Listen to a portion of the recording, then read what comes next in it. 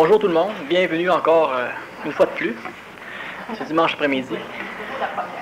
Alors le sujet est inconnu, autant de vous que de moi. T'écouteras la cassette. Question, t'es pas obligé de répondre.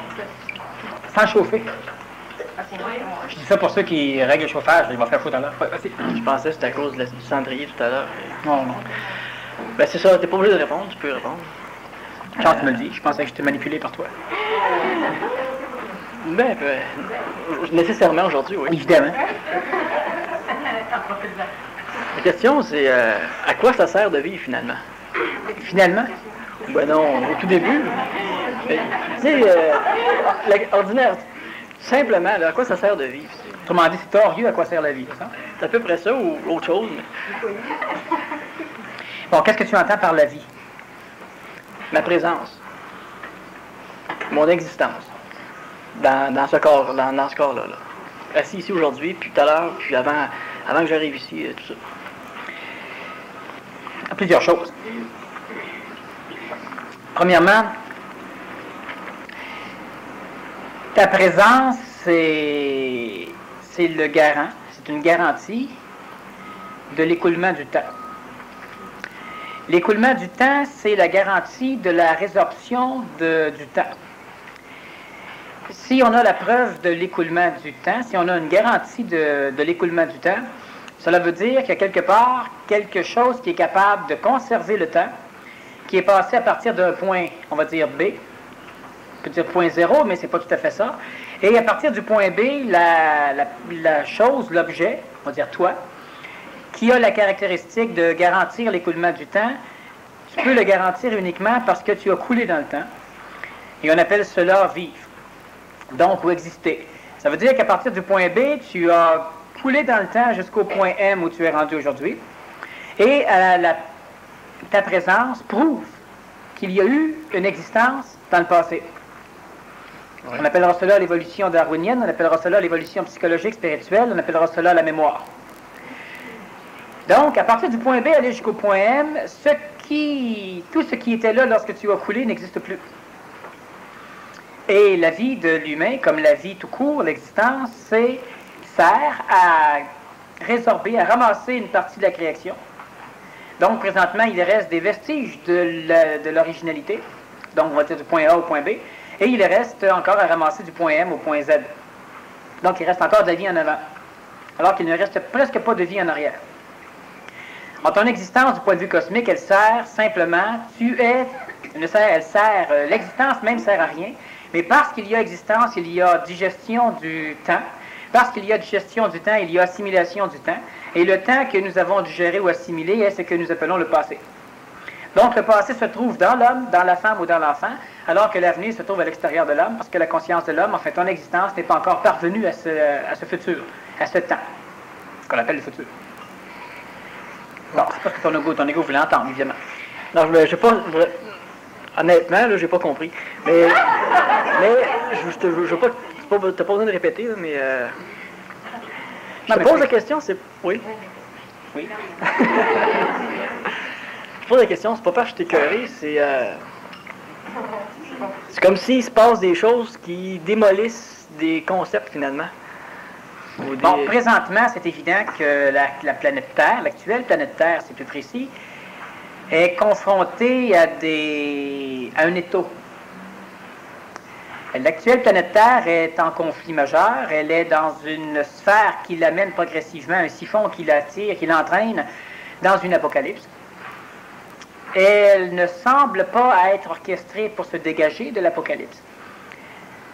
Si on se fie, théoriquement, il devrait y avoir la venue. On devrait voir apparaître de plus en plus. J'ai déjà parlé d'une alliance entre l'URSS et les musulmans. C'est en train de se faire progressivement. On se dirige, selon toute ressemblance, vers l'accomplissement parfait de toutes les prophéties apocalyptiques. Et toutes les prophéties apocalyptiques parlent d'une apothéose. Mais ils parlent toujours d'une apothéose sur une autre planète. Ils ne parlent pas d'apothéose sur la planète Terre. Alors, lorsque les prophètes et quand les humains ont peur de l'Apocalypse, les humains ont raison finalement, ils n'ont jamais raison d'avoir peur, mais disons qu'ils ont une peur raisonnable de l'Apocalypse. Pourquoi? Parce que après l'Apocalypse, c'est l'enfer, c'est le désastre, c'est la perte, c'est l'ennui, c'est on repart, on recommence. La structure biologique, la structure génétique de l'animal humain aujourd'hui n'est pas, pour l'ensemble de la constitution planétaire, ne sera pas capable de cellulariser, de comprendre les événements apocalyptiques qui vont les secouer. Alors nécessairement, il y aura résorption du monde de la mort, il y aura plusieurs choses qui vont se passer. Pourquoi? Parce qu'il y aura une attaque qui va se faire entre l'humain et l'humain, ce qui déjà là est totalement absurde. Il y a une attaque qui va se faire du centre de la Terre vers la surface. Il y a une attaque qui va se faire directement dans le monde de la mort pour détruire la conscience astrale de façon à désorganiser totalement la gestion psychologique des humains à l'époque de l'Apocalypse. Donc, il y aura effectivement une solution du monde de la mort qui va être commencée par une intervention d'énergie qui a toujours été contre l'humain. Et après l'Apocalypse, il va rester une planète à rebâtir. Sauf que la planète à rebâtir peut fortement ne pas être capable de soutenir une évolution organique comme nous la connaissons aujourd'hui. L'être humain aujourd'hui est descendant d'une obligation planétaire d'organiser de façon carbone. On est des unités carbone finalement, on est bâti surtout de carbone, d'oxygène, d'hydrogène, d'azote. Alors ce qui arrive, c'est que lorsque la Terre a été créée, il y avait une condition planétaire particulière qui faisait que toute forme de vie ne pouvait s'y adapter.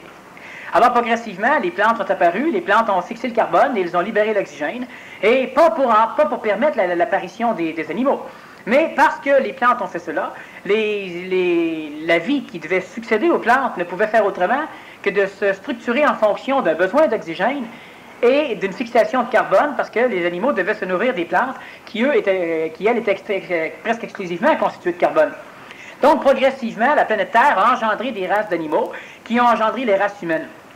Après une apocalypse, le contexte écologique planétaire va être tellement changé que ce n'est pas garanti qu'un contexte organique comme le nôtre pourrait vivre dessus. C'est exactement comme si on se disait, est-ce que la planète Mars peut faire naître un contexte organique comme le nôtre? Va sur Mars, tu ne pourras pas vivre. Donc, on va dire, oui, c'est parce qu'il manque d'oxygène, exact, mais il y a beaucoup d'azote. Si tu respirais de l'azote, tu serais correct. Donc, après les mouvements apocalyptiques, il y a de fortes possibilités que l'être humain ne puisse plus vivre sur cette planète. Bon, alors on ne peut pas dépolluer, on va dépolluer la planète, disons, après quelques centaines d'années ou quelques milliers d'années, et la planète totalement pure ne permettra pas notre vie, parce qu'il n'y aura peut-être pas assez d'oxygène.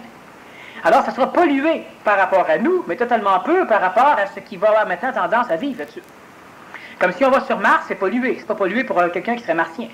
Mais s'il vient sur la Terre, ça va être pollué en maudit, c'est bourré d'oxygène. Un gaz extrêmement toxique pour un martien.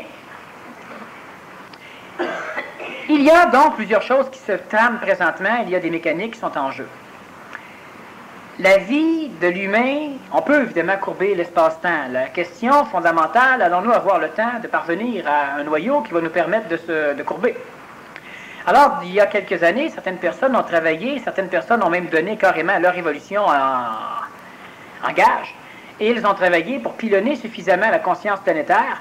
Ça s'est fait dans le passé, ça se fait maintenant aussi, de façon à ce que la jonction, le noyau, là où l'être humain aura la possibilité de choisir de faire le choix de l'homme nouveau ou de l'homme ancien, ce noyau-là devait se faire autour des années 65.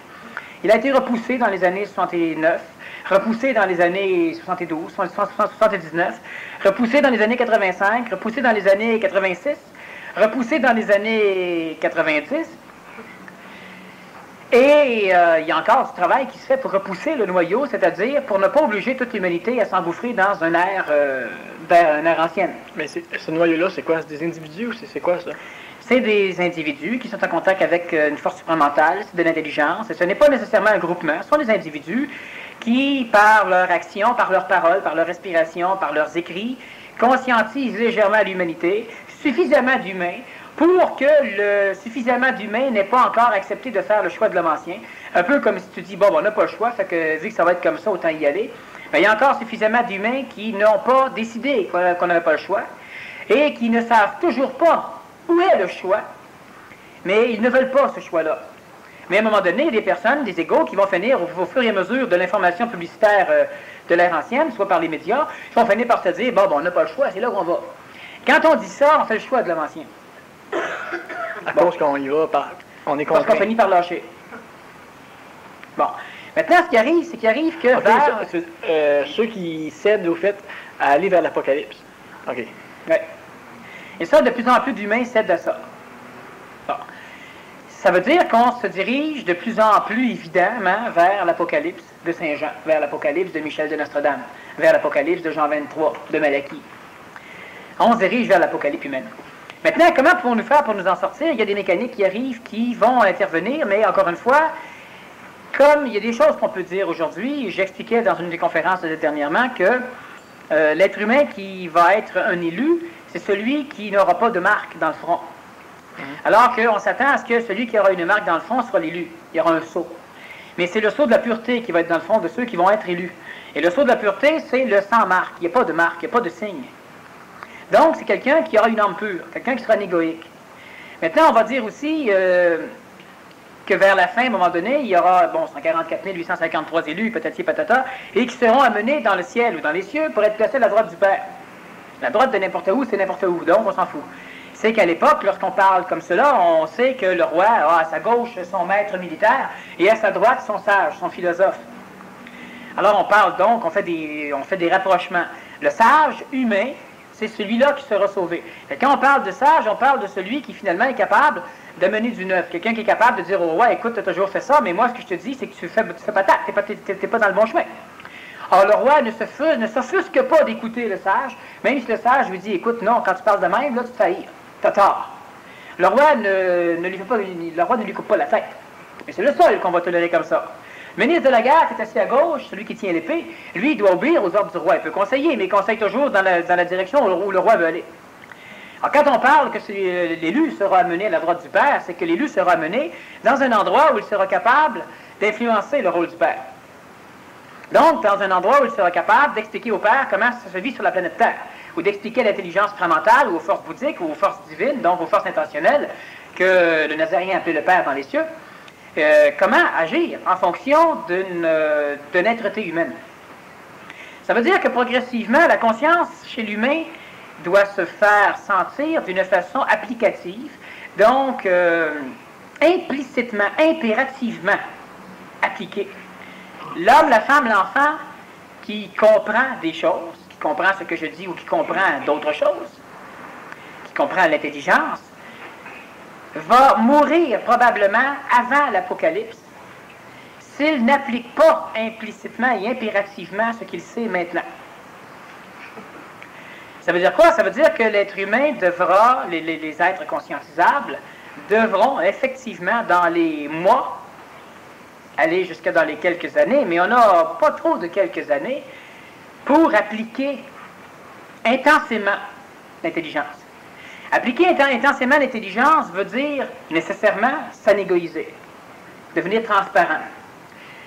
Devenir transparent, s'anégoïser, c'est une chose que l'on connaît depuis longtemps, que l'on sait depuis longtemps, mais que les personnes, en réalité, que les êtres humains n'appliquent pas.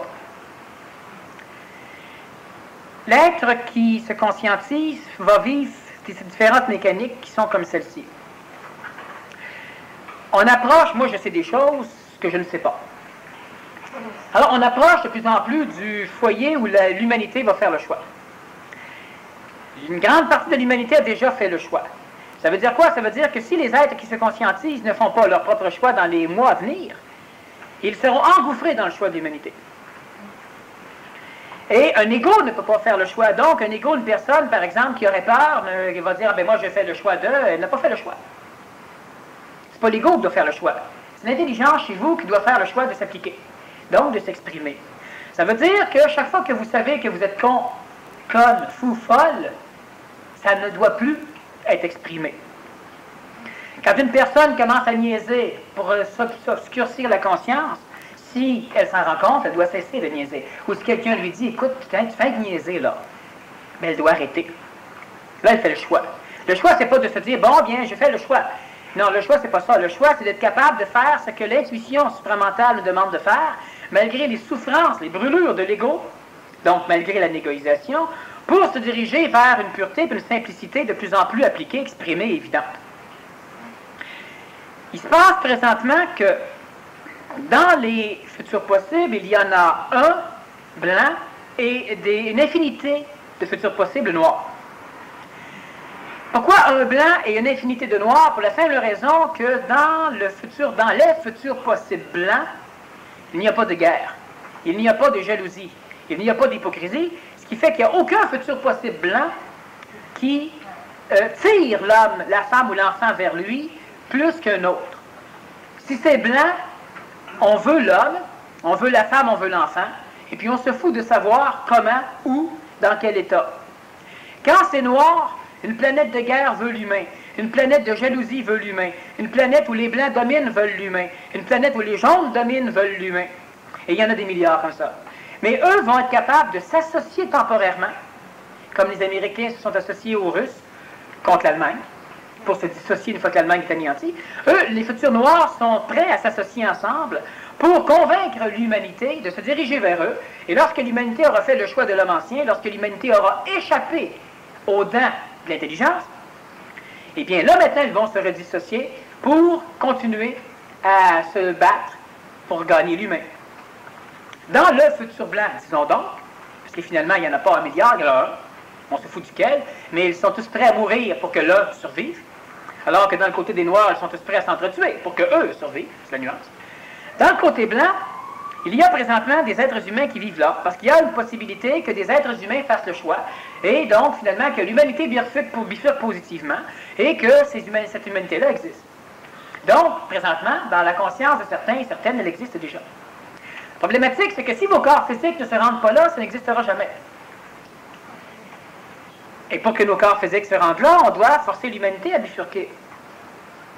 Ou bien, présentement, il y a déjà des êtres humains qui ont fait le choix de l'homme nouveau, de la femme nouvelle, de l'enfant nouveau, et cela rend plus probable la vie de ce monde blanc dans l'avenir. Sauf que si l'humanité ne bifurque pas, ce monde-là va être anéanti. Sauf qu'il existe une autre possibilité, une autre clé. Et cette clé-là, elle est maintenant en instance d'être appliquée chez certaines personnes. Probablement, et ça donne, que la première personne qui aura appliqué la clé sera moi-même. Probablement aussi, et c'est probablement très certain, on s'en balance si c'est pas ça, mais c'est probablement ce qui va arriver, que les deuxièmes personnes qui auront appliqué la clé feront partie de l'élite du groupe des chefs. Et probablement que les troisièmes personnes qui auront appliqué la clé feront partie du groupe des chefs. Et probablement que les quatrièmes personnes qui auront appliqué la clé feront partie de ceux qui sont énergétiquement reliés à l'Académie PMC. Et probablement que les cinquièmes personnes qui vont appliquer la clé seront ceux qui font partie d'un autre groupe qui évolue aussi au niveau d'intelligence supramentale, mais qui ont comme fonction première d'amener de l'intelligence dans la matière du point de vue médical et scientifique, alors que, disons, le groupe Investhouse ou tous ceux qui sont reliés à l'Académie PMC, que ce soit ceux qui suivent simplement les conférences, ceux qui font le cours PMC ou ceux qui font partie du groupe des chefs, eux ont comme fonction d'amener de l'amour dans l'intelligence, dans le contexte planétaire, pour permettre par la suite une juxtaposition plus harmonieuse, moins destructrice et plus efficace de ce que l'humain pourrait appeler le plan divin, le plan bouddhique et le plan supramental dans les sphères de l'être humain planétaire. Alors chacun a son rôle à jouer. Il y en a un groupement qui va développer des stratégies pour permettre la restructuration et l'entretien des corps physiques, pendant que l'autre groupement va s'occuper, lui, de la descente harmonieuse de l'intelligence supramentalo-bouddhique et divine dans les corps. Ça veut dire quoi? Ça veut dire que présentement, il y a des êtres qui vivent dans un contexte paradisiaque. Intuitivement, on parlait de la Jérusalem céleste, parce que Jérusalem planétaire, il faut l'oublier. On parle donc d'une autre planète, où on parle d'une planète Terre en l'an 2005, 2500, 3000, on s'en balance des dates. Mais une chose certaine, c'est qu'on ne parle pas de la planète Terre dans les années 2000. S'il y a des êtres humains qui vivent dans ce temps-là, ou sur cette planète-là, on s'en fout. On va dire dans ce temps-là, sur la planète Terre qui n'est pas la planète Terre actuelle, ceux-ci savent très bien que si l'humanité ne bifurque pas, ils vont disparaître. Alors, ils ont présentement la capacité de se réincarner dans leurs ancêtres, d'où la réincarnation de l'avenir, blanche. Se réincarnant dans leurs ancêtres, elles vont simplement venir, c'est-à-dire que certains parmi vous est en train de venir vous expliquer que si vous ne vous déniaisez pas, vous allez mourir ainsi que toutes vos lignées qui vont suivre, donc eux-mêmes dans l'avenir. Mais ce qui vient de l'avenir est totalement pur. Et pour que cela puisse s'incarner convenablement chez l'être humain actuel, il doit purifier l'humain actuel. J'ai déjà dit que lorsqu'un extraterrestre va venir vous chercher, vous allez savoir si vous devez le suivre, parce que pour la majorité, vous allez vous reconnaître vous-même. Alors vous allez dire, écoute, c'est moi, donc il n'y a aucun problème. Sauf que, évidemment, on parle pour expliquer des principes à l'humain. Mais comment ça va se passer? Présentement, il y a des êtres. On va dire qu'il y a une personne dans l'avenir qui vit dans un monde qui est parfait pour l'évolution, pour la conscientisation, un monde qui est désinhibé, donc un monde libéré, et non pas un monde libre plutôt, et non pas un monde libéré. Maintenant, ces êtres doivent donc cheminer à travers le temps, ils peuvent le faire, descendre dans la conscience des corps physiques, donc de leurs descendants qui ont le potentiel de faire le choix de l'être nouveau, parce que tous ceux qui n'ont pas le potentiel de faire le choix de l'être nouveau n'ont pas de descendants dans le monde blanc. Alors ils vont revenir à l'intérieur de ceux qui ont le choix de faire, de ceux qui ont la possibilité génétique, psychologique, astrale, mentale et supramentale de faire le choix de l'être nouveau, et ils vont venir donner un coup de pouce. Ils vont venir vous botter le derrière, vous forcer à appliquer au maximum l'intelligence. L'être humain qui subitement décide de se fusionner, donc il décide de digérer la réincarnation de l'avenir qui vient, cet humain-là nécessairement va se dissocier, se désassujettir très rapidement de toutes les mécaniques animales que l'on connaît habituellement. Donc il va vivre la phase de désinhibition puissamment, la négalisation complète, et ce personnage-là n'est plus un être mortel. Ce n'est plus un humain, c'est un être humain, ce n'est plus une personne, c'est un être humain, c'est un être qui va soit avec son corps physique s'en aller, soit perdre son enveloppe charnelle pour en regagner une autre là-bas. Il y a des mécaniques que je ne voulais pas expliquer à un moment donné, quand j'ai parlé un tout petit peu de ça dans la dernière conférence, il y a des choses que je n'ai pas voulu dire, ça aurait fait peur aux égaux. Comment ça se fait? Comment ça va se faire? Comment ça peut se faire? Ça peut se faire simplement parce que vos corps physiques ne sont pas trop abîmés et la descente du plan supramental vers la désinhibition dans une lutte serrée de l'ego contre la désinhibition va tuer vos corps physiques. Alors il y a des personnes qui auront un corps physique tellement abîmé qu'ils ne pourront pas vivre la transition, donc ils vont se réincarner soit rapidement dans d'autres corps d'individus s'ils ont déjà fait des ententes entre eux, soit dans des corps d'individus où il n'y a pas eu d'entente, mais des individus qui ne sont pas trop évolués, pas trop conscientisés encore, de façon à ne pas se rendre compte de ce qui se passe, en ça ils vont le rejeter, parce qu'ils sont trop conscientisés, mais pas encore assez.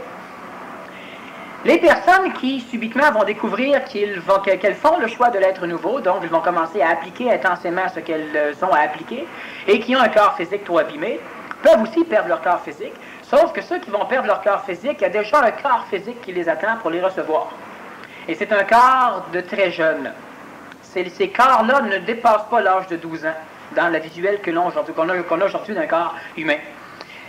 Donc, les individus qui seraient capables d'appliquer à 80 à 100% l'intelligence qu'ils ont chez eux, si leur corps est trop abîmé, si on ne peut pas restructurer leur corps physique, ils vont probablement perdre leur corps physique, ils ne mourront pas, et ils vont immédiatement être retransposés dans un corps très jeune.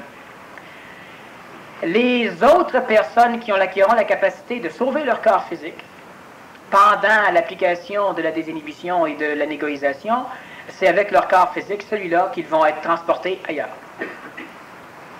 Bon. La négoïsation, la libération de l'humain, c'est de se libérer de la complexité pour se diriger vers la simplicité. C'est uniquement ça que l'humain a à faire pour évoluer, pour se conscientiser, pour continuer, pour sortir d'ici. La négoïsation, un exemple extrêmement banal, ça va être quoi? Donne-moi un exemple de la négoïsation réelle. Si vous transpirez, si vous sécrétez, si vous gueulez, vous vous égoïsez. Vous n'êtes pas égoïsé. L'évolution, c'est l'obligation d'appliquer. Mais c'est extrêmement important que chaque individu comprenne présentement, que tu parles tout à l'heure à quoi on vit, à quoi ça sert de vivre, c'est qu'il y a plusieurs personnes qui vont finir par se poser la même question dans le genre, présentement, moi je vis pour aller quelque part, et de plus en plus j'ai l'impression que quelque part j'irai jamais, puis là où je m'en vais, j'ai rien à foutre là, puis probablement je n'irai pas non plus, D'où la question, pourquoi je vis? Parce que là, présentement, là, si tu fais pas le choix de l'homme nouveau, tu vis absolument pour rien. Ben non, je sais pas pourquoi je vis. Tu vis pour rien. Tu vas mourir avant de pénétrer l'enfer, et tu n'iras pas là-bas. Tu vis donc pour rien. Sauf, évidemment, si tu confirmes le choix de l'homme nouveau, dans ton cas, hein, de la femme ou de l'enfant, dans d'autres cas, et que tu appliques implicitement, impérativement l'intelligence. Tu dois être ton seul maître. Il y a dans mon cas, il y a beaucoup de choix qui sont faits, mais ils ne sont pas véritablement faits. Fait que finalement, ils ne sont pas faits. Ils sont faits, mais tu n'as pas encore commencé à les appliquer. Parce que le choix que toi tu dois faire, c'est pas de venir avec moi ou d'aller avec quelqu'un. Le choix que toi tu dois faire, c'est que toi, dans ta vie actuelle, il faut que tu deviennes totalement transparent. Ça veut dire quoi? Ça veut dire que, bon, tu es policier, ça veut dire que tu te promènes quelque part à un moment donné, puis tu vas rencontrer un clochard, puis subitement, ça te dit bien clairement, assieds-toi à côté, puis parle-y. Demande-lui comment ça va. Ben là, tu es en uniforme, tu t'es croisé à côté d'un gars qui était vaché, qui est en train de boire, puis tu dis bonjour mon ami, comment ça va?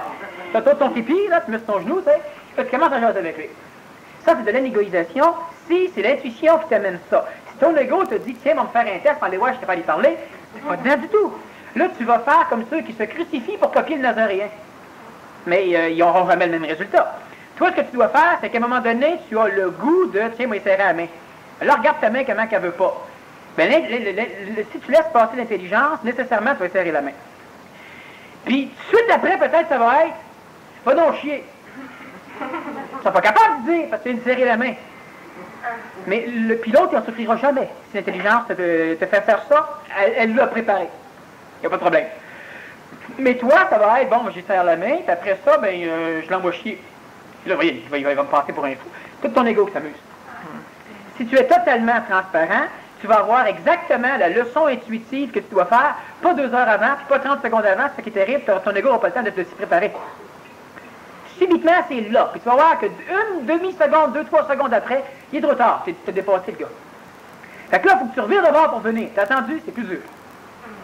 Fait que là, t'arrêtes. Puis là, en dedans, ça bouge encore plus. Là, tu te dis, bon, ben, le prochain. Mais c'est pas le prochain. On parle d'instantanéité. On parle pas de te préparer à faire une affaire. C'est facile de tout vous dire ce qu'on devrait faire pour s'anégoïser. Il n'y a pas d'anégoïsation là-dedans. Il y a de l'apprentissage de pureté. Mais il n'y a pas de purification. Alors que chaque individu doit être son seul maître. Donc, on ne peut pas dire, bon, peut-être que pour certains, aller à Amnor serait égoïsant. Puis pour d'autres, ce serait égoïsant, ça serait sécurisant. Ça serait libératif. Tu sais, on va aller là-bas parce que là, c'est du monde correct, etc. Si tu es correct toi-même, tu ne recherches pas du monde correct.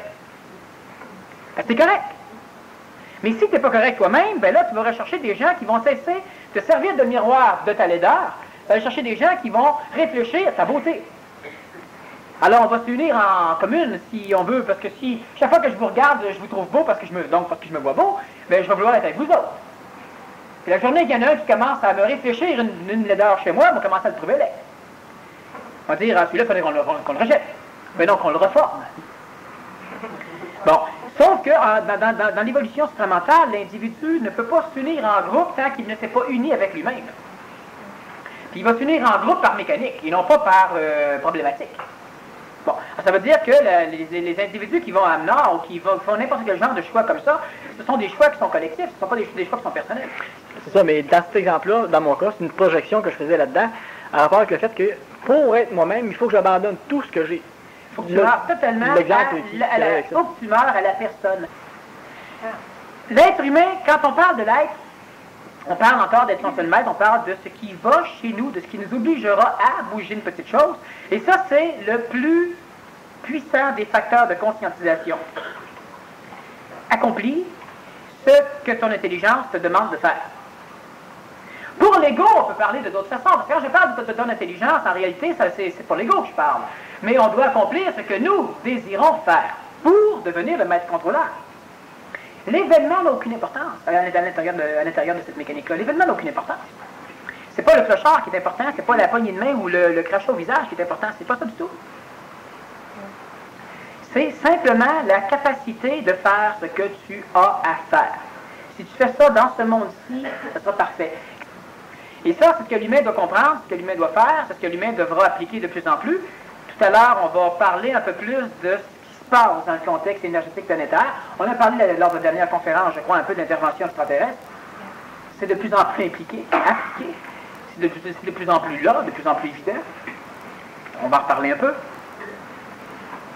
L'être humain doit, si on prend un petit résumé, l'être humain doit se diriger vers la simplicité et abandonner les choses complexes. Mais pour aller vers la simplicité, souvent l'humain va créer une complexité simple. C'est pas ça. Ça prend du discernement, une subtilité dans le discernement. Ça prend l'ablation totale du doute chez toi. C'est ça que ça prend. Même pas de discernement. Vous êtes suffisamment intelligent et intelligent. Mais le doute, l'humain doute tellement que c'est là que ça vient tout mélanger. Toute notre énergie est perdue dans une lutte absolument effarante pour que les autres continuent à nous voir comme on espère être. Alors, on n'a plus assez d'énergie pour conscientiser, mais tout le monde a en masse d'intelligence ici. À quel moment l'ego travaille plus contre le mental? Quand il n'y a plus d'ego. Uniquement? Uniquement, l'ego va finir par être d'accord d'aller dans le sens de ton intelligence. Mais encore là, il va continuer à lutter pour te dire, écoute, je suis d'accord, mais il ne va pas si vite. Alors, donne-moi une pause de temps en temps. Mais on ne donne pas une pause à l'ego quand on a fait le choix, parce que c'est le problème. Mais l'humain sans ego devient quoi? L'ego, c'est l'intelligence associée au choix de l'homme ancien. OK? Et l'anégoïsation, l'âme pure, c'est l'intelligence associée au choix de l'homme nouveau. Ça veut dire que chaque fois que tu laisses un temps de repos à ton ego, tu laisses la possibilité à toutes les structures d'intervention vers le mal, vers l'homme ancien, tu leur laisses la possibilité de venir renourrir l'ego pour te ramener un peu plus là.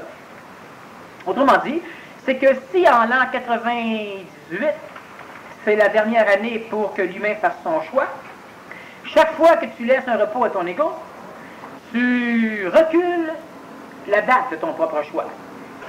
Est-ce qu'il y a le moi subjectif là-dedans? Toutes ces choses-là font partie de l'illusion, ça fait partie des mots que l'humain se donne à un moment donné pour fractionner la conscience astrale dans le but d'en trouver une partie qui pourra ressembler à de l'intelligence. Alors on va prendre l'ego par exemple, le moi. Le moi conscient ou objectif, c'est celui qui va poser la question, est-ce que le moi subjectif existe? Le moi subjectif, c'est celui qu'on sent de temps en temps qu'on a de la misère à trouver. Et là, on peut facilement parler de surconscient, de superconscient, d'inconscient, de conscient. Mais c'est toute la même structure, puis on va finir par se dire, si mon ego est con, je dois avoir un super-ego, qui est plus intelligent que l'ego. Un sur-ego, un ego subjectif, un moi, parce que le moi, c'est le centrage. Alors on va dire, moi, j'ai mon moi. Puis à un moment donné, quand on se rend compte, ton moi, là, c'est lui qui crée tous tes problèmes, fait que j'ai un sur-moi. Mais là, c'est encore, on essaie de trouver une petite partie de notre ego qu'on va pouvoir retrouver plus belle. L'intelligence ne porte pas de nom. De toute façon, plus tu te conscientises, moins tu as d'ego inconscient, mais moins tu te conscientises, plus ton ego... Tu as d'ego conscient. Non, mais la personne... Non, mais c'est vrai quand même, c'est pourquoi, à un moment donné, on pense qu'on a un ego qui c'est ça. Ce qui est inconscient est de plus en plus dans le conscient. Oui, présent. Oui. Tu n'as pas plus d'ego. Tu as un ego plus conscient. Tu es plus conscient de ton ego aussi. C'est la conscientisation. Parce que la spiritualisation, c'est qu'on apprend des choses et on croit. La conscientisation, c'est qu'on conscientise. Puis la compréhension, c'est qu'on est entre les deux. On comprend ce qu'on a appris, mais ça ne peut pas encore être énergétiquement utilisé. Puis la conscientisation, ben là, tu es totalement conscient. Il n'y a même plus de question de croyance. Tu sais, puis tu es sûr d'être sûr que ce que tu sais, c'est ça. Faisant partie d'un monde du futur, tu parlais tout à l'heure d'ancêtre, mais est-ce que c'est un double de ce que je suis présentement ou c'est génétique? Ben toi, tu es mon ancêtre. C'est-à-dire que tu es le... Explique. Vois-tu, c'est que la différence entre nous deux, c'est que moi, je ne suis pas mon ancêtre. OK. Puis que toi, présentement, tu es l'ancêtre d'un de mes amis là-bas. Tu es aussi donc, tu fais partie de nos ancêtres, toi. À lui et à moi. Parce que moi, j'aime mieux que ce soit... J'aime mieux dans le futur dire dans le temps, parce qu'égoïquement, ça va être encore moi. Oui, mais la seule chose qu'il y a, c'est que la journée où tu vas avoir la fusion entre toi et toi, l'ancêtre va être disparu, c'est tes parents qui vont être tes ancêtres. Tu ne seras plus un ancêtre. Allô? Alors, ça a rapport avec des réincarnations et non la génétique. Au choix de l'homme nouveau, il y a deux façons de procéder. Quand on dit qu'on fait le choix de l'homme nouveau, on fait le choix, mais tant qu'on n'applique pas, tant qu'on ne le fait pas concrètement dans la pratique... Tu n'as pas fait de choix encore. C'est ça. Mais déjà, quand la personne fait le choix, il y a une forme de signature qui est déjà faite à partir de ce moment-là. C'est que la signature dans le grand livre d'or de l'homme nouveau, là, va se faire lorsqu'il y aura eu une initiation. Tant qu'il n'y a pas d'initiation, ta marque n'a pas été laissée sur l'autre planète. Autrement dit, on ne sait pas encore qu'on peut venir te chercher. Et là, il faut bien comprendre que quand je parle d'autres planètes, ce sont des paroles pour nous permettre de comprendre. C'est un concept.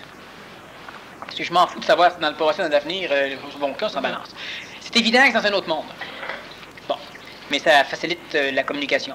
Alors, tant que tu n'as pas signé dans ce livre-là, il n'y a pas de mécanique pour venir te chercher. Est-ce que les gens savent qu'ils ont signé dans ce livre-là ou non? Non. Les gens le savent quand ils ont vécu l'initiation. Les gens vont le savoir quand ils vont le savoir. C'est-à-dire que la majorité vont le savoir quand quelqu'un qui est déjà là va leur dire qu'ils sont là. OK. Donc, mais cette initiation-là, ça fait partie du vécu. C'est un baptême. Mais qu'est-ce que c'est qu'un baptême, finalement? Parce que beaucoup d'individus vont considérer que lorsqu'ils sont charriés par l'astral, c'est de l'initiation. Oui, c'est ça. Sauf que quelqu'un qui est charrié par un fleuve, il peut penser qu'il est en train de se faire baptiser. Mais il manque le baptême, là. Alors, c'est pourquoi je dis bien que la personne, par exemple, un égo pourrait dire « Ah ben moi je suis sûr que j'ai fait mon choix. » Si quelqu'un qui a fait son choix te dit que tu as fait ton choix, tu as probablement fait ton choix. Mais si personne n'est là pour te le dire, probablement pas. C'est un peu comme le baptême, personne ne se baptise de par lui-même. Pourquoi? Parce qu'il y a trop de pièges dans l'astral de l'humain. Alors, nécessairement, ça demande le support énergétique de quelqu'un d'autre. Et quand on parle d'initiation, l'initiation, ce n'est pas une initiation qui va se faire par la vie.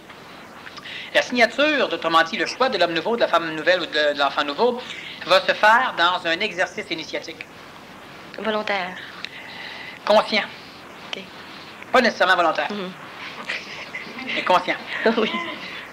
Enfin, c'est évident que c'est conscient par l'intelligence, parce qu'il n'y a pas de volonté, de volontarisme dans l'intelligence. Tu es conscient, donc tu le fais. C'est intelligent, tu le fais. Oui. Bon. Mais l'ego ne sera pas nécessairement volontaire à ça. Il peut ne pas. Si la personne pratique suffisamment la négociation transitoire, donc la négociation qui va l'amener à transiter progressivement vers la possibilité de devenir un être nouveau, si la personne pratique suffisamment la négociation transitoire, dans les mois ou dans les années à venir, elle sera probablement appelée à une initiation qui va lui permettre d'extirper très rapidement le reste de son antihomme pour lui permettre de devenir suffisamment translucide pour là, effectivement, être une mécanique transportable. Et cette initiation-là vient de où? Ou de qui ou de quoi? Bon, elle vient de l'intelligence. OK, mais... Je vais initier un paquet d'individus dans les mois à venir, mais il y a d'autres individus qui vont être initiés par les individus qui auront été initiés. C'est évident que l'initiation va se faire avec d'autres personnes. On revient encore là-dessus. Il n'y a personne qui s'est baptisé par lui-même. Et par contre, l'initiation provient de l'intelligence. Autrement dit, tu ne pourras pas orchestrer ça peut se faire, mais disons que ça ne sera pas fait comme on l'a toujours pensé, donc on va dire que tu ne peux pas. Je me parle à moi-même, là, mais quand même bon. Tu ne pourras pas prévoir une initiation particulière pour un groupe d'individus, ni même pour un individu. Alors, quand je dis que, par exemple, disons que tu aurais initié quelqu'un, et ça ne veut pas dire que tu as signé. D'accord? Ça veut dire que tu pourrais signer. Bon, le baptiste n'avait pas signé quand il a baptisé le Nazaréen. Bon, il a signé dans cette vie-ci. Bon. Mais étant donné qu'il n'avait pas signé, à ce moment-là, il est arrivé aussi une malchance. Mais une malchance. Pas de malchance, c'est arrivé, ça arrive à tous ceux qui ne signent pas. Ah, mais c'est ça. Oui, c'est ça, c'est alors ce que je vous expliquais. Bon, Jésus est mort sur la croix, pourquoi? Parce que lui n'avait pas signé. C'était un enfant à l'époque, il n'avait pas la conscience pour signer non plus. Bon, le Christ dedans est parti.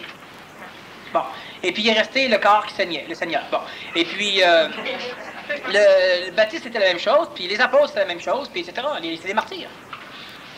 Donc, à un moment donné, toi, tu vas initier quelqu'un. Ça veut dire que quand ça va être le temps de l'initier, tu vas savoir instantanément ce qu'il faut que tu saches pour pouvoir contrôler l'initiation.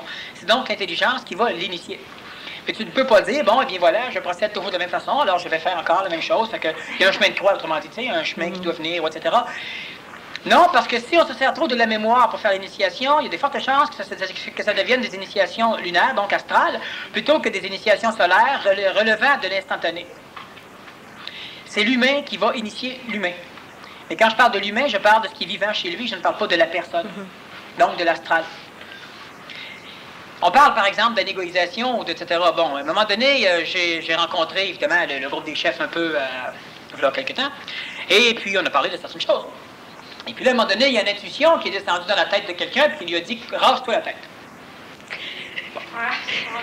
Alors là, il s'est rasé la tête avec un rasoir ordinaire, puis il s'attirait, ça arrachait les cheveux jusqu'à ça rasait. Bon. Alors, la moitié de la tête rasée, il s'était écœuré. Fait que c'est couché comme ça. Puis il est allé finir ça au coiffeur.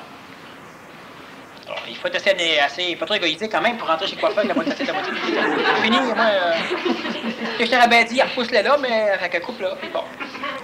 Mais là, ce qui arrive, c'est que si les personnes qui le rencontrent disent « Ah, tiens, ben, ces individus-là sont tous en train de s'égoïser. » Et ils travaillent contre l'autre. Alors, progressivement, l'autre va finir par dire, lui aussi, des choses. Excuser son geste. Alors, ce qui avait perdu d'ego en égoïsation et gagné en énergie, progressivement, il va le perdre en énergie pour le recréer en ego dans les explications de sa chose. Mais s'il ne l'explique pas, il n'y a pas de perte. Non. Alors, tout à l'heure, moi, je l'ai rencontré, je lui ai demandé comment ça allait, il m'a dit que ça allait bien, puis son ego était tout surpris que je ne parle pas de sa tête. C'est que j'en parle publiquement. Alors, à un moment donné, il m'a même glissé un sous-entendu pour que je me rende compte qu'il avait plus de cheveux sur la tête. Ça fait partie des pièges subtils. Et ce qui est très important dans l'idée, c'est que la période de transition, donc la négociation transitoire, ne doit pas être une négociation en fonction de la vision d'ego. Je ne peux pas dire, bon, ben, tiens, je vais prendre l'autobus aujourd'hui pour m'égoïser. Ça, c'est de la pensée. C'est pas ça du tout. Tu viens pour rentrer dans ton automobile, puis là, ça te dit, laisse tomber la clé dans la neige. Mais là, c'est niaiseux, il faut que je la jette, puis là, t'as lâche la clé. Bon, puis là, moi, j'arrive à côté, ou ta femme, ton mari, tu sais, qu'est-ce que tu fais là? Ben, j'ai jeté la clé dans la neige. Mais celui qui comprend rien va dire, j'ai échappé la clé dans la neige. Voilà, il a encore fait ça pour rien. Il se ment et il ment. Il n'est pas dedans. L'autre vient uniquement pour continuer d'en égoïser. Puis il n'en souffrira pas si tu restes translucide, là, il va finir par dire, ah ben, ça va. Puis il va l'oublier. Mais on a peur. Mais si tu finis par retourner dans la mémoire, fais confiance, qu'il n'oubliera pas non plus tes stupidités, là. On a peur. Alors tu ramasses ta clé, puis après ça, tu te dis, tiens, si je prenais l'autobus. Là, c'est peut-être le temps de prendre l'autobus. Tu arrives au coin de l'autobus, puis on te dit, non, prends ton char à place. Là, tu dis, écoute, je suis un yo-yo. Ça n'a rien à voir. C'est-tu l'ego qui contrôle ou toi? Moi, l'ego me fait charrier. Passe par-dessus toute forme de charriage. Vas-y. Là, ça t'écœure de retourner à l'auto? Retourne à l'auto. Là, rendu à l'auto, puis vas-y avec ta conscience. Sinon, c'est égoïste. Rendu à l'auto, ça va dire, tourne pas l'autobus. Ah ben là, écoute, là, j'en ai ras-le-bas, là, je vais aller me coucher, moi, là. Tiens, c'est ça, va donc te coucher. Ah, je peux pas aller travailler. Non, va te coucher. Ça, c'est la vie de la personne transitoire. Et la personne, elle n'est pas manipulée. Et c'est ça que vous devez comprendre, vous ne serez jamais manipulé à le faire.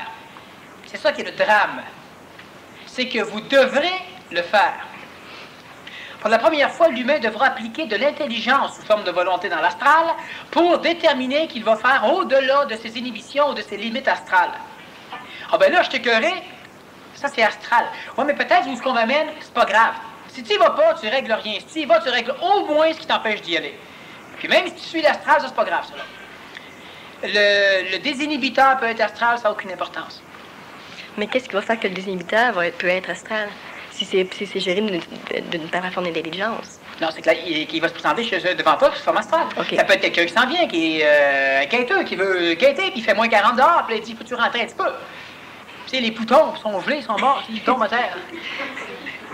Bon, fais-tu rentrer? T'es moins de Jéhovah, viens te voir. Vas-tu accepter de jaser avec lui pendant 1 heure de temps? Puis je dis pas, faut que tu te prépares à ça. Je te dis, c'est que tu ouvres la porte, puis là, tu dis, non, je veux rien savoir. Puis immédiatement dedans, tu te rends compte que tu aurais intérêt à les faire entrer. Puis là, tu te dis, excusez, venez-vous-en. Puis pas, ben, j'ai changé d'idée, je pensais pas que c'était vous autres. Là, tu te fais encore. Et ça, c'est la subtilité de la chose. Les personnes transitives, il se passe plein de petites choses. Il faut que la personne perde le doute qu'elle a chez elle. Les individus savent plein de choses, et pour perdre le doute, il faut développer certaines choses.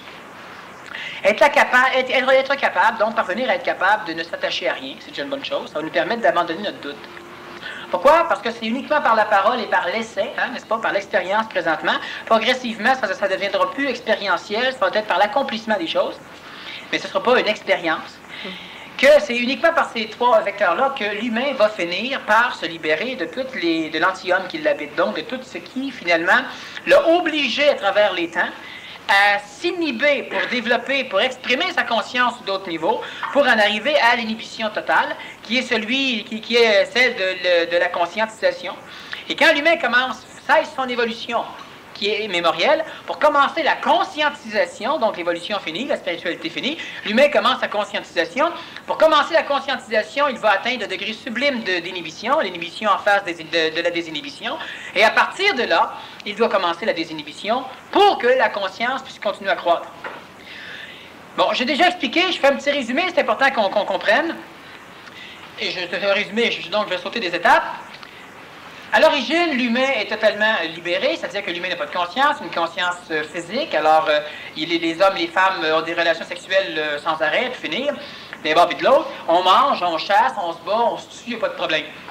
À un moment donné, il va y avoir une inhibition qui va commencer à apparaître en face de la vie, par exemple, de la mort. Alors, on va cesser de manger la viande des autres, on ne sera plus cannibale. On va cesser de manger les autres, on va commencer à cesser de s'entretuer au minimum dans notre propre sang. Et progressivement, on va commencer à donner de la valeur à la vie, une inhibition donc toujours en face de la mort. À un moment donné, il va y avoir une inhibition progressive en face de la sexualité. L'homme va faire la guerre, l'homme va faire des affaires. Alors, il va commencer à lâcher un peu la femme. Moi, ça va être beaucoup moins. Ils vont progressivement avoir une inhibition encore plus poussée au niveau sexuel. Alors, on va commencer à faire évoluer notre énergie qu'on développait dans le plan sexuel ou dans le plan matériel, dans un nouveau plan qui est le plan spirituel. Alors maintenant, on dira, ben, je dois avoir 25 femmes si je veux, mais il faut que je les marie si je veux coucher avec eux autres. Donc, il est marié à l'âge de 12 ans, 13 ans, 14 ans, même 10 ans, 6 ans, 7 ans. Et puis, à un moment donné, une inhibition encore plus puissante vient. Alors, l'individu commence à lâcher un peu la sexualité parce qu'il trouve ça cochon, il y a une inhibition. Tuer, c'est pas bon, c'est mauvais. L'inhibition fait que tout ce qui est inhibé est pas bon et laid, est mauvais. Et il va commencer à développer son schéma spirituel. Bon, on va un peu plus vite et à un moment donné, on commence à être inhibé spirituellement pour que l'énergie du schéma spirituel commence à faire évoluer le plan mental.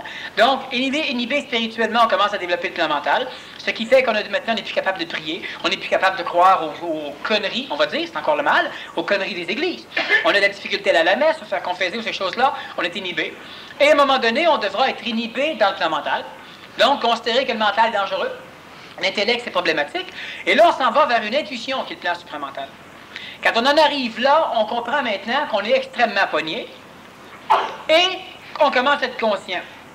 Alors, dans l'évolution des sociétés, certaines personnes, à un moment donné, ont découvert ça, qu'ils étaient pognés, et ils ont commencé à vouloir, avant le temps, se dépogner. Et là, on appelle cela la libération. Alors, ils ont commencé à se libérer sexuellement. Alors, maintenant, ils couchent avec n'importe qui, n'importe comment, puis n'importe quelle quantité. Ils ont commencé à se libérer matériellement. Donc, ils vont pouvoir briser leur automobile, polluer, manger, finir. Tout n'est pas grave. Là, ils vont se libérer spirituellement, ce qui fait que là, ils vont être capables de traiter les prêtres et les sœurs et les moines de cons, n'importe quoi. Ils vont être capables de faire, prendre une Bible, la mettre dans le feu puis en rire, alors qu'avant, la Bible, c'était sacré. Bon. Ça, c'est une évolution. Et les êtres qui se conscientisent ne doivent pas vivre de libération. Ils doivent parvenir à une vision très inhibée de ce que c'est que d'être libre en ne pouvant pas y aller. Parce qu'ils doivent continuer à développer leur schéma mental pour atteindre suffisamment de contact supramental pour que maintenant, et non pas l'astral, les ramène là où la mémoire leur dit qu'ils ont déjà été. Avant, j'étais libre, j'étais libéré. Et il faut maintenant que l'intelligence vienne faire un processus qui est similaire, totalement différent, et qui va les amener progressivement à un résultat qui, dans l'apparence, va être similaire. Il y en a un qui, lui, est libéré parce qu'il n'a pas de conscience. Quand un individu arrive à un niveau, comme tu disais, au niveau de l'inhibition, face à l'inhibition, est-ce que c'est à ce moment-là qu'il y a le choix de l'homme nouveau qui vient rôder autour de lui, mais vraiment la forme de signature, finalement? C'est-à-dire que toutes les personnes qui se conscientisent, nécessairement, le choix de l'homme nouveau est là. C'est implanté chez eux. Et ils font partie d'un groupe d'individus, d'une élite planétaire qui a la possibilité de changer, donc de changer le monde, de transborder dans un monde parallèle. Les personnes qui se conscientisent s'en rendent compte, de ce fait, elles commencent à réincarner un peu d'avenir, ce qui va engendrer chez leur ego un peu de lassitude dans l'ère actuelle, des choses comme ça. Mais la signature, donc l'initiation, encore une fois, ça se fait uniquement lorsque l'individu... Il y a des choses que je ne veux pas dire encore. Pourquoi? Parce que certaines personnes devront savoir ces choses-là à un moment opportun, pour qu'il n'ait pas le temps de s'y préparer. Bon. Mais par contre, l'initiation, donc, est quelque chose qui fait partie d'une mécanique pratique. Alors, pour ceux à qui j'aurais à parler à un moment donné, écoutez bien. Une mécanique pratique, l'initiation, elle est totalement pratique dans le corps physique, dans l'événement, dans l'espace, dans le corps vital, dans le corps astral, dans le corps mental, dans le corps supramental et dans le corps bouddhique. Alors, et quand je parle des pratiques dans ces corps-là, c'est que la personne ne pourra pas douter de vivre quelque chose dans ces corps-là. Et ça va l'initiation se vit dans le même temps dans tous ces corps-là. Donc, il faut que l'individu soit déjà préparé, initiable. Oui. Mais qu'est-ce qu'un individu préparé, initiable? Un individu que moi, je suis capable de dire qu'il est préparé. Mais ça, déjà, ça peut laisser un peu l'impression qu'il faut être dans ton environnement proche. Bien, ça ne laisse pas l'impression. Mais à ce moment-là, ça limite. Non, ça ne limite pas. Pourquoi? Pour la simple raison que chaque fois qu'un individu passe, n'importe quel être qui se conscientise dans son environnement à l'individu qui vient de passer pourra passer. C'est pas clair. Oui, c'est tout ça. Bon, ben, tu demanderas aux autres, là. C'est que si moi, je suis un des premiers à passer, il faudra nécessairement que tu sois dans mon environnement. Si toi, tu passes, n'importe qui dans ton environnement pourra passer. Puis n'importe qui va passer dans ton environnement pourra servir d'environnement à n'importe qui voudra passer. OK. Okay? C'est pas une question de même. Il y en a un qui va passer, tu as intérêt à être dans son environnement, ça va faciliter les choses. Tu pourrais le faire ailleurs, mais ça devient totalement stupide, inécologique et absurde. S'il y en a un qui passe en premier, et puis tu te dis, ben écoute, moi je vais attendre de passer moi-même, tu passeras jamais, tu es trop conne. Bon, alors si tu passes avant moi, fais-moi confiance que m'aller te suivre. C'est évident, je vais passer tout de suite. Alors je n'irai pas me dire, ben Michel l'a fait, et moi je le fais par moi-même. Je passerai même pas, j'ai trop d'ego. C'est absurde, c'est stupide, c'est ridicule. Bon, tu sais, le feu est pris, j'arrive à ouvrir une porte, mais vous voulez sortir par la vôtre, ben brûlez. C'est pas une question de suivre là. Mais ces individus-là, s'ils luttent contre la désinhibition, ils pourront pas lutter longtemps parce qu'ils vont être malades rapidement. Ils vont être en panique, ils vont être défaits, ils vont être perdus, ils vont savoir qu'ils l'ont pas et qu'ils ont intérêt à bouger. OK.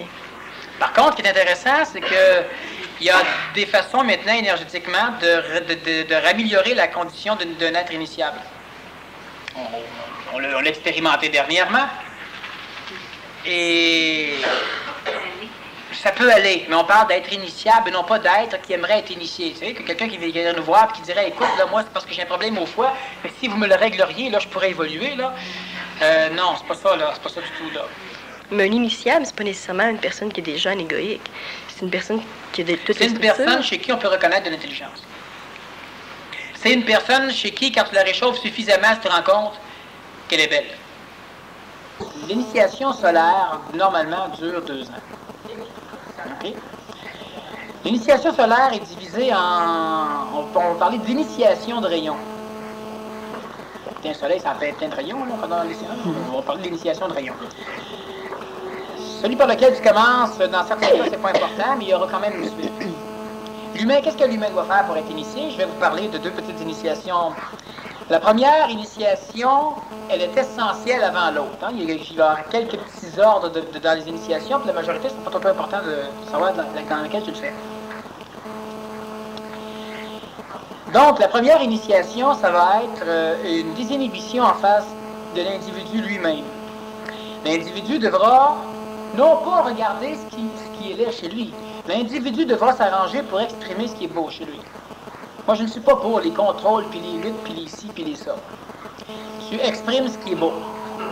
Première initiation, c'est une initiation qui se fait avec quelques personnes, parce que les individus auront toujours besoin du miroir des autres, parce que c'est toujours en fonction des autres qu'eux-mêmes s'enlaidissent. Donc, ils auront besoin du miroir des autres pour finalement faire des choses simples, qui va demander, pour les êtres conscients, énormément d'anégoïsation. Une fois que les individus ont fait ça, ils sont beaucoup plus purs. Étant beaucoup plus purs, qu'est-ce que ça veut dire? Ça veut dire qu'ils ont beaucoup plus d'expression d'intelligence chez eux, donc beaucoup plus leur maître contrôleur. Ça veut dire qu'ils ne peuvent à peu près plus subir de tort dans le reste de l'initiation. Donc, le deuxième rayon initiatique, ça va être celui de reconnaître, de voir et de trouver tout ce que nous avons de laid chez nous. Tout ce qui fait partie de l'involution, tout ce qui fait partie des mécaniques de stagnation, on devra les retrouver, les identifier et les rejeter. Mais en réalité, on ne les rejette pas. On devra les retrouver et gonfler la région d'intelligence pour que le reste s'extirpe. Comment on fait ça? C'est très simple. Les individus qui auront à vivre ça, après être passés par la phase de désinhibition préalable, qui ne sera pas complète, mais qui va être suffisamment avancée, les individus devront aller quelque part, au Québec, entre autres, aller quelque part où l'énergie du territoire est telle qu'elle va être capable de devenir un miroir parfait de leur laideur, pour que l'individu puisse affronter sa laideur. Sa laideur, il va l'affronter dans une mécanique qu'on connaît bien, et c'est toujours ça d'ailleurs, qui s'appelle la peur. La personne devra aller dans un endroit où elle devra subir les plus hautes peurs qu'elle est capable de supporter.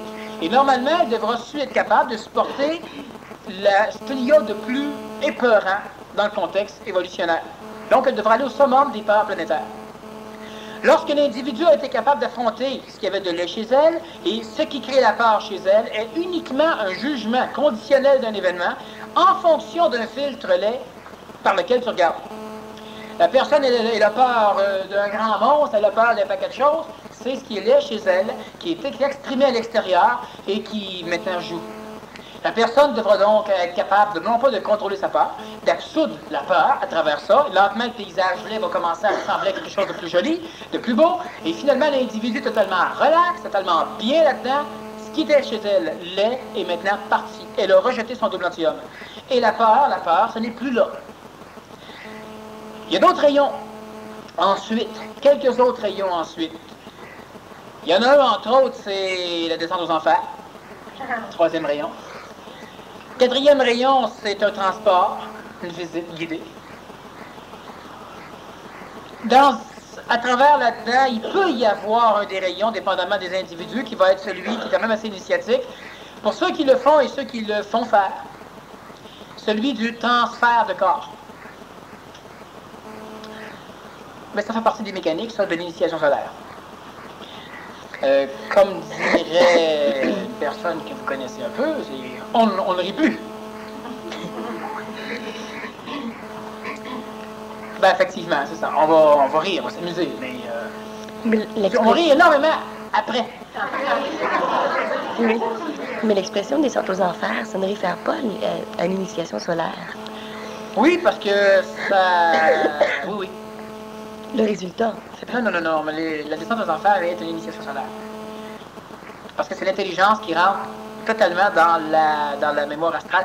L'initiation solaire, la descente aux enfers, c'est un individu qui va descendre à travers toutes ses mémoires qu'il a laissées dans le monde de la mort. Donc, il rentre dans son schéma de vie avec sa conscience et il va aller voir ce qui est là, il va restructurer ce qui est là, il va prendre l'énergie qui est là-dedans, il va absoudre totalement toutes ses mémoires génétiques du passé. Donc, il va simplement sauver son humanité. Il va ramasser cette énergie-là au complet pour la ramener avec lui dans sa vie. Sauf que le temps que l'individu fait ça, c'est pas tellement souffrant pour l'individu rendu à ce niveau-là. Ça a été extrêmement souffrant pour les individus dans le passé. Mais la descente aux enfers, ça a déjà été fait. Ça va être une banalité. Ce qui n'a pas été fait encore pour les individus, c'est la désinhibition comme elle devra se faire et l'élimination du double antihomme, donc de la peur, comme elle devra se faire. Et ce n'est pas un contrôle. C'est évident que le temps que l'individu passe l'initiation, il aura peut-être eu intérêt à apprendre à resconiser ou à magnifiser ou des choses dans le genre. Sauf que l'individu qui va faire ça va contrôler des mécaniques d'expression de la peur, mais ne contrôlera pas la peur. Et à un moment donné, c'est l'intelligence qui va prendre le contrôle de ce qui chez lui créait la peur. Maintenant que l'intelligence va déjà avoir pris contrôle de ce qui chez lui créait l'inhibition. Parce que la désinhibition, c'est l'ouverture vers le monde neuf. C'est l'ouverture totale, il n'y a plus rien qui t'empêche d'avancer. Mais c'est pas la libération, parce que la libération, tu perds ta conscience. La désinhibition, tu gardes la conscience, tu fais plus barrière. La peur, elle, c'est un frein. Alors, l'humain doit éliminer tout ce qui, on peut faire un parallèle spirituel, tout ce qui, chez lui, sert de grappin pour l'attacher au contexte évolutionnaire planétaire, qui est l'ego. Les choses anti-homme. Lorsque l'individu a fait ça, c'est un dieu, une déesse, un déonceau, ça se dit? C'est là. Ça qui s'en passait? Déoncelle. Et par la suite, les autres initiations deviennent des choses... pas de problème. Quand je parle d'initiation, je dis que ça a l'air compliqué. C'est compliqué, mais ça se fait bien. Parce que les individus sont prêts hier. Exactement, c'est ça. Donc, une personne ne peut pas se dire, écoute, moi, j'arriverai jamais à faire ça. Vous êtes encore en train de faire charrier. Ça sert absolument à rien. Écoutez, quand si vous ne le faites pas, vous n'êtes pas prêt. Mais ça ne vaut pas la peine de se le dire avant. Moi, si je me serais dit ça il y a 3 semaines encore, voyez-vous. Non, on avance. C'est maintenant, pas ce temps de couper. On avance au maximum qu'on peut avancer. Si ça aboutit pas, ça aboutira pas, mais ça aboutira. Mais on ne part pas déjà en jugeant l'avenir en se disant déjà que ça, c'est pourri. C'est pas un chemin de croix. Non. Quand tu parlais des visites tantôt, qu'est-ce que c'est? L'autre rayon qui suit par la suite. C'est un autre phénomène pour absoudre le reste de l'ego. L'initiation solaire, c'est la négociation complète. Et ça va permettre à l'humain de visiter physiquement ou avec son corps physique des mondes parallèles. Ça va permettre à ce qui reste d'ego là, de totalement être extirpé parce que dans ces visites-là, l'ego ne peut pas suivre.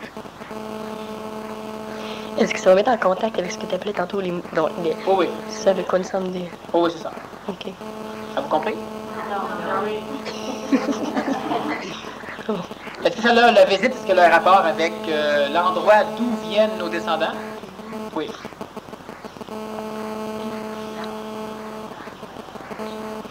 Mais cette rencontre, parce que c'est une rencontre, mais c'est même pas une rencontre finalement.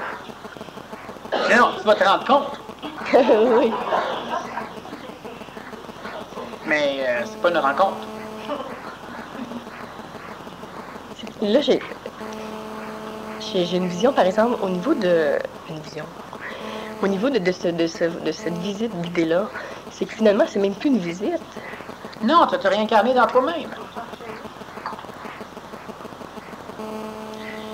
C'est pas comme une visite. Disons que de l'extérieur, ça semble être une visite. Mais on va dire que c'est une visite encore plus. Écoute, faut que tu commences par la désinhibition. Après ça, l'absolution de la peur. Fait qu'après ça, les visites, on verra. Oui, oui. Il faut être au billet. Ah, c'est ça. Donc, les personnes qui sont transitoires, et ce que moi je sais, c'est que l'humain est tellement l'humain, les personnes qui sont ici à l'école, puis quelques autres qui ne sont pas, sont tellement près et tellement loin. Mais s'ils seraient loin, ce ne serait pas problématique. Parce qu'ils ne passeraient pas. Étant donné que les individus sont près et loin, ça devient irritant énergétiquement que de regarder, on peut dire, tes enfants niaiser. Si t'es le parent, c'est la même chose. L'enfant est parfait, mais finalement, puis là, tu te dis, ben, botter les fesses, ça va rien servir, c'est à lui de se démerder rendu là. Et puis, tu peux faire, mais tu peux pas faire grand-chose.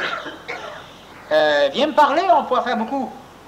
Mais s'il n'y a pas de parler, tu peux pas, il faut qu'il vienne te parler. Il y a quelque chose comme ça, là. Les personnes sont royalement prêtes. Bon, par rapport, les initiations, finalement, ils peuvent venir aussi de nos descendants. C'est que, oui, ben, c'est ce qui va arriver d'ailleurs, c'est que ce qui va venir chez toi se réincarner devra se faire la place. Et se faire la place veut dire laisse-le passer. Laisse-le passer veut dire fusionne-toi avec lui. Fusionne-toi avec lui, ça veut dire change. Puis pour changer, il faut donc que tu abandonnes toute ta génétique, que tu sois totalement autre, que tu sois neuve, donc que tu sois l'autre. Puis il n'y a pas beaucoup d'adultes là-bas.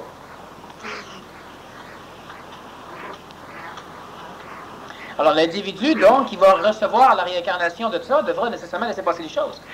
Dans ce monde-là, ils sont pas compliqués. Il faut que ça revienne, parce que pour t'amener, il faut que tu sois là. Bon, alors ce qui fait que ça vient, ça se réincarne chez toi, ça te transforme, ça se place, et quand tu es totalement devenu ça, voilà, maintenant tu as qu'à te retourner chez toi. Donc, il faut que l'individu laisse passer les choses. Et c'est pas une question de manipulation, c'est parfait.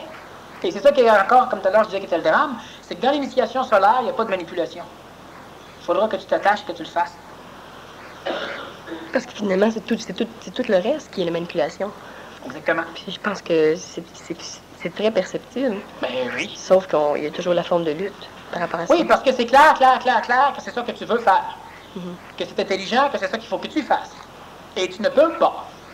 Mais ce qui est drôle, c'est que finalement, on dirait qu'on arrive à un stade où ça fait longtemps que beaucoup de personnes attendent ça. Pareil comme si c'était... Oui, mais ça fait effectivement quelques milliers d'années que les gens attendent ça. Mais il y a encore une forme de lutte, pareil comme si j'y arrive, mais il me semble que je suis pas prête là encore, ou c'est pas le temps, ou... Eh oui. Et moi, ce que je dis, c'est que prêt, pas prêt, quand ça va être le temps, les gens vont passer quand même. Parce qu'une personne qui se dit « je suis prêt », on ne peut pas se fier. Une personne qui dit « je suis pas prête », on ne peut pas plus se fier. Non. Donc, c'est pourquoi je te dis « prêt, pas prêt », ça n'a rien à voir. Il y en a qui, présentement, ont signé. Il y en a qui ont commencé. Il y en a qui ont fait des choix. Il y a des personnes ici qui ont fait un choix à un moment donné en s'impliquant. Il y en a d'autres qui ont fait un choix à un moment donné parce que normalement, ils auraient dû faire un choix ailleurs, puis ont subitement décidé de faire le choix de rester. C'est un choix majeur. Parce que si on regarde leurs antécédents karmiques, ils n'ont jamais fait de choix comme ça. Puis là, ils ont décidé de faire ce choix-là. C'est un choix qui, astralement, n'est pas prévisible. Ben, d'ailleurs, tout le monde avait prévu l'inverse. Même eux autres. Mais alors, il y a déjà une association évidente, là. Mais déjà, le mot choix, c'est vraiment juste pour l'ego, finalement, pour que lui accepte de... Non, dans la structure, c'est sûr que le mot choix reste un mot illusoire, mais dans la structure de transition, le choix peut être un mot qui est relativement juste pour l'ego. C'est-à-dire que c'est ta conscience, ton intelligence, qui, elle, va commencer à à créer un libre arbitre au niveau de ta conscience. Bon, au niveau de la conscience astrale. Ça veut dire quoi? Ça veut dire qu'à un moment donné, toi, tu sais ce qui doit être fait, mais tout t'empêche de le faire. Et à un moment donné, tu vas te mettre, tu vas te faire que tu te parles, que tu jases, donc ça devient une volonté directe et non pas une question de manipulation, parce que même si je te donne de l'énergie, ça peut peut-être faciliter la souffrance, ça ne facilitera jamais le choix. Les deux personnes, je te parle, j'aurais pu les rencontrer, moi, pour leur donner tout ce qu'il faut pour qu'ils restent. Puis ça n'aurait jamais rien changé à leur choix, ils auraient tout dit, ben on le sait au bas plus. Rien à faire. Et on aurait tout fait pour qu'ils ne restaient pas, puis ça aurait été la même chose, il n'y aurait pas plus su, jusqu'à un moment donné où il y a un choix qui se fait. Puis le choix est intelligent. Qui reste ou qui part, le choix est bâti par l'intelligence. Donc, les individus ont fait un choix. Quand on regarde encore la désinhibition, c'est l'expression d'une volonté supplémentaire à l'intérieur d'une aberrance astrale. Alors, tout ne veut pas. Puis toi, ben, à un moment donné, c'est même pas de te dire faudrait que je sois en meilleure santé, faudrait que j'aille de l'énergie. Tu te rends compte à un moment donné que c'est même plus ça. Fais-le. Tu dis, je ne peux pas. Puis là, si tu regardes, lève ta main, tu vas voir que ça ne veut pas, puis tu vas voir que tu peux facilement. Puis ça souffre en dedans, mais la main toujours est libre. Ça souffre en dedans. Alors, l'être nouveau, l'être transitif, devra faire le choix. Puis le choix est dans l'expression et non pas dans le dialogue. Tu dis qu'on doit amener nos corps physiques. Est-ce que ça va être des corps de chair à l'âge qu'on a ou à 12 ans? Alors, faites-vous-en pas, ils vont être... Les vieux corps, ça n'existe pas dans l'évolution. Quand on parle de vieux corps, c'est dans le langage traditionnel. Un corps peut avoir 2-3 000 ans et être très jeune. Et c'est pourquoi tout à l'heure, j'ai dit que les corps ont, dans le visuel standard d'aujourd'hui, dans les 12 ans, si ça vieillit, ça rajeunit. C'est impossible de vieillir. Donc, c'est possible de rajeunir. Hein? Une autre antenne disait que si ce monde n'était pas pour être un monde d'intelligence, il choisirait simplement de quitter son corps physique, puisqu'il n'est pas intéressé et que ce serait trop souffrant supramentalement pour lui de vivre dans la connerie. Peut-on faire ce choix? Non. Donc, une autre antenne disait que si ce monde n'était pas pour être un monde d'intelligence, il choisirait simplement, ben c'est sûr. Ce que vous devez comprendre, c'est que si tout va tout de travers, en admettant que tout irait tout de travers, moi aussi, c'est ce que je vais faire. Mais toi, tu peux pas le faire, puis les autres non plus. Et c'est pas pour frustrer ou etc. Là, c'est comme ça. Moi, je suis déjà là-bas. C'est ça. Là. Bon, moi, ce qu'il faut que je règle, c'est ici. Alors que pour vous autres, c'est ici. Ça, c'est réglé. C'est là-bas maintenant qu'il faut aller travailler un peu. Alors, effectivement, sauf que ça, c'est pour faire chier aussi les égos quand une personne dit ça. S'adresse à un public, puis il leur donne des coups de le visage. Parce qu'il y a beaucoup de personnes qui vont suivre des antennes supramentales et qui sont totalement dépendantes d'elles. On peut avoir besoin d'être dépendant, c'est autre chose. Alors, à un moment donné, c'est ça. C'est que déniaisez-vous, parce que si vous déniaisez pas, moi, je vous sens tout là. Tu sais, c'est ça que l'autre a dit. Et ce que moi, je sais, c'est que si l'humanité ne bifurque pas, puisque d'ailleurs, il pressent, c'est qu'il y a énormément d'humains, quand même, qui vont simplement s'en aller. Comme j'ai expliqué, puis comme Jean en avait parlé. Il serait possible et probable d'englober l'égrégore du Dieu musulman, Allah Mahomet, en vue de modifier la voie actuelle, Saddam Hussein, de l'humanité. C'est déjà commencé, mais il manque encore beaucoup trop de personnes suffisamment réveillées, bouddhiques, hein? C'est pas réveillées, Bouddha, pour pouvoir faire ça, ce qui fait que la première chose que l'humain doit faire, la première implantation sert à retarder le point de bifurcation. Par la suite, il faut que les humains soient suffisamment prêts pour s'en aller. Il ne faut pas beaucoup d'humains pour aller dans la, disons, on va dire dans la cité de Sèvres, enfin sur l'autre planète. Il ne faut pas beaucoup d'humains. Pourquoi? Parce qu'il faut au minimum de 2 sexes, là, mais après ça, c'est correct. Alors, c'est pas besoin d'avoir une peste. Et par la suite, s'il y a suffisamment d'humains capables de voyager, bien là, il y a une mécanique qui va commencer à s'implanter, si le temps est encore là, pour faire bouger le reste de l'humanité dans un sens plus positif. Mais le but ésotérique, par exemple, on pourrait dire du travail des forces d'intervention temporelle, c'est surtout de retarder le noyau, plutôt que de faire bifurquer l'humanité. Et après, ben là, évidemment, on n'a rien contre de faire bifurquer l'humanité.